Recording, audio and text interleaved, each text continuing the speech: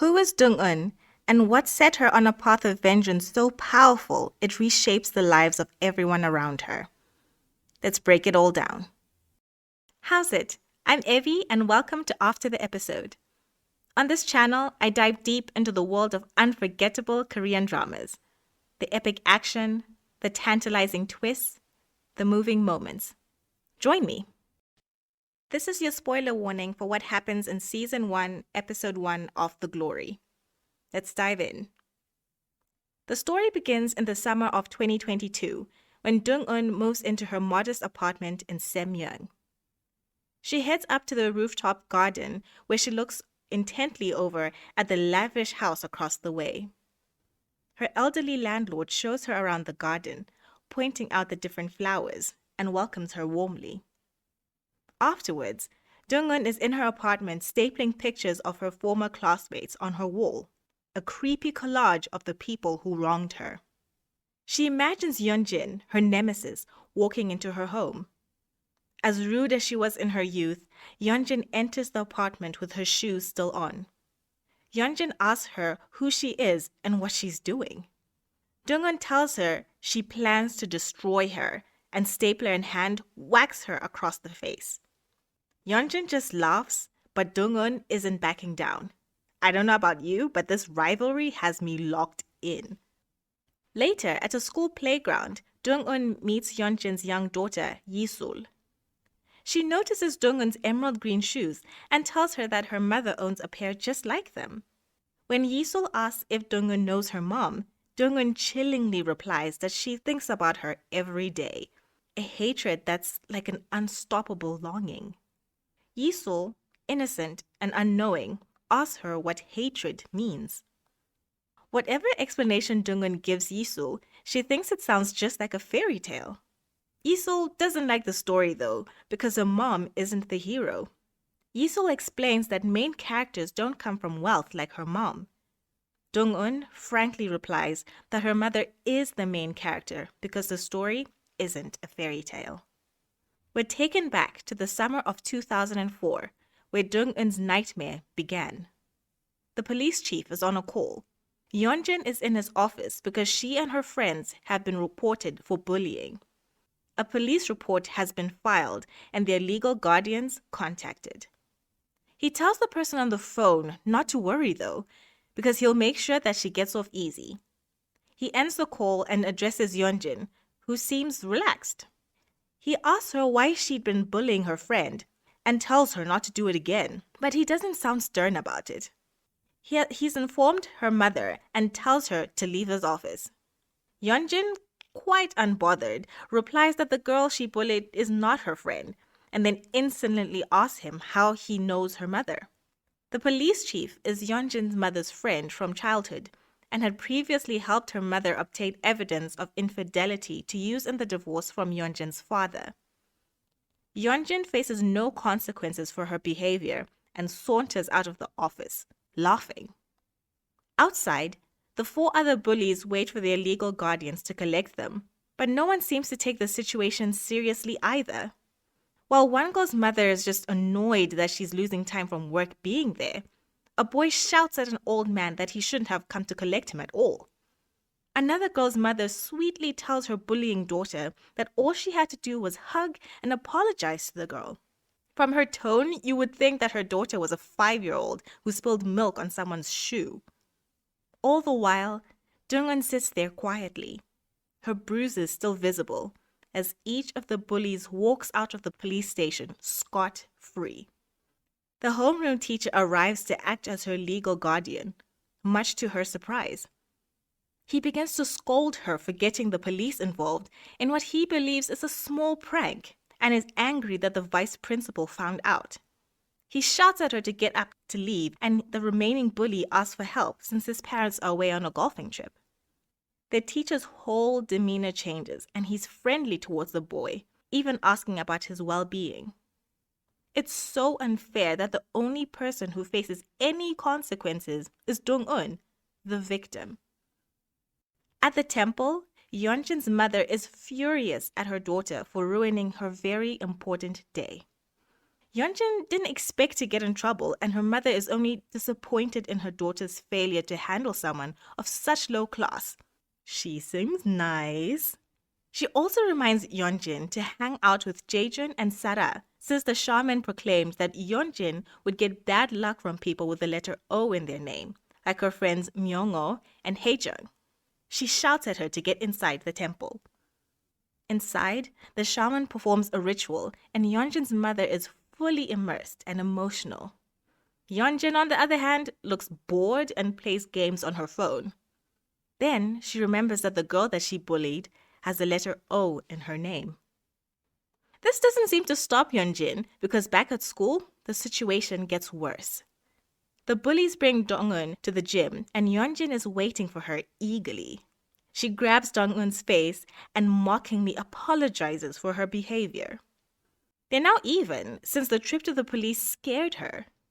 Going forward, she tells Dong-eun her job is to help her test that her curling iron is hot enough. As Yeonjin watches on, Haejung and Myungho restrain Dong-eun while Sarah places the hot curling iron on her forearm. Dong-eun calls out for help, but the bullies laugh that no one will come since they were given the keys to the gym by a teacher. Pleadingly, Dong-eun asks them why they're doing this to her, and Yeonjin is irritated by the question. She does it, she says, because nothing will ever happen to her, and that Dong-eun is a loser who won't be saved by the police, the school, or her family. Yeonjin grins evilly and uses the curling iron on her. Dong-eun wails in pain, and Yeonjin orders Myungho to stop her from making noise. All the while, Jaejun has been in the background, casually playing basketball. These bullies really should be under a jail somewhere. Later, Dong-eun visits the school nurse and asks for hydrogen peroxide. She lies about why she needs it and says she spilled something on herself. The nurse doesn't believe this and rolls up Dong-eun's sleeve, revealing the burns. She's appalled and asks what happened and who did it. She's seen this before and will help her report it to a teacher. At this moment, a phone rings and Yeonjin comes from behind a curtain. Yeonjin admits, with an evil grin, that she's the one who inflicted the burns on both occasions. Yeonjin is so scary. She needs to be under a jail that's under another jail. So, Dong-eun heads back to the tiny motel room that's her home, but she hears laughter coming from inside. The bullies have been waiting for her. They have food and drinks, and they look like they're having a great time. Yeonjin has been going through Dong-eun's possessions and finds her savings. They mock her for how pathetic her life is and spill all her savings on the floor. She begs them to stop, and Yeonjin thinks that Dong-eun has learned her lesson. She'll give back Dong-eun's savings on the condition that she either dances for their amusement or be burned. Wow, these bullies need to be put in Arkham Asylum. When Dong-eun returns to the nurse's office, she finds it closed with a note on the door that the nurse has resigned.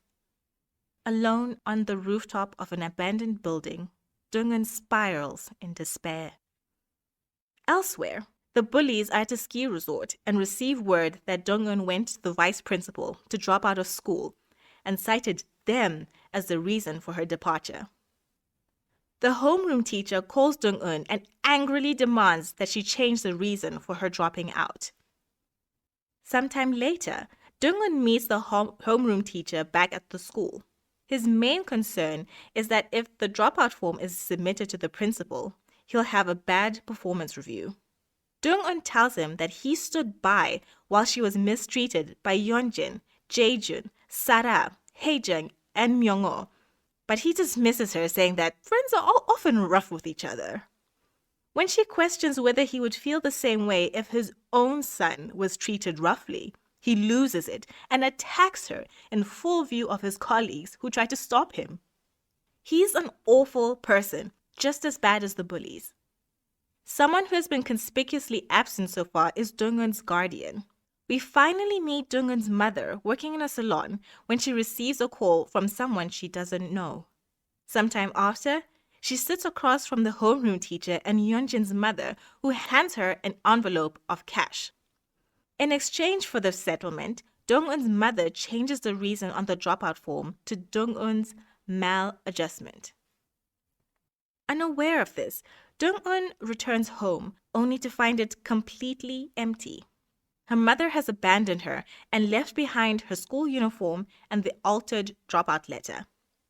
The adults and authority figures in Dong-eun's life let her down in the worst possible way. They colluded to protect her perpetrators and should be held accountable as well. So, Dong-eun is left to fend for herself and works 2 jobs.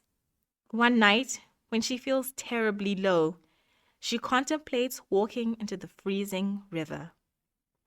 Elsewhere, Yeonjin is hanging out with her friends and asks Jaejun if he finds Dong-eun attractive. He makes a crude remark and Sarah gets up to leave because her dad is making her attend an early morning church service. Yeonjin decides to use this opportunity to play a prank on him by dressing inappropriately at the service. We rejoin the bullies in the school gym as they chat about how amusing this prank was, while Myung-oh bullies a new victim called Kyung-rang. Much to their surprise, Dong-eun walks in the gym looking determined. She has come to find out what each of the bullies want to achieve in life. From an article, she found out that Yeonjin hopes to become a wise mother and wife. Sarah wants to be an artist, Jaejun to inherit the golf course, and Haejung a stewardess. She doesn't mention Myung-oh, who says that his dream is to be wealthy. Yeonjin scoffs at the idea of having dreams, telling her that dreams are for poor people like her, Haejung, and Myung-oh, while she has the money to buy her dream job. She plans to have a decent job, marry young, and have kids. Sarah says that sounds dumb, and Yeonjin snaps at her. She asks Dong-eun what her dream is, and she responds that Yeonjin is her dream, and that she hopes that they'll meet again. Now it's Yeonjin's turn to be on the receiving end of an evil grin. The room goes quiet, and everyone looks creeped out. 2 years later, Dong-eun is working in a textile factory and diligently studies to complete her high school education and is accepted into university. She befriends a colleague from the factory, a kind girl called Sung-hee, who is happy for Dong-eun and thinks she must be excited to be part of college life. Dong-eun can't though. There's somewhere she's headed. Yeonjin is still her dream. Her plan is to meet Yeonjin in a place where she has the upper hand and will be feared. She decides that becoming a school teacher will ideally place her back in Yeonjin's life as a threat. As Dong-eun sets her plans in motion in the present day, the bullies are blissfully unaware of what's coming their way. An eye for an eye, a tooth for a tooth. The one who injured shall suffer the same injury. So what plans does she have in store for her tormentors? Can she triumph against them this time around, or will history repeat itself? We'll see in my next recap video on episode 2, so check it out. Links are in the description. Thanks for watching, and I'll see you in the next one.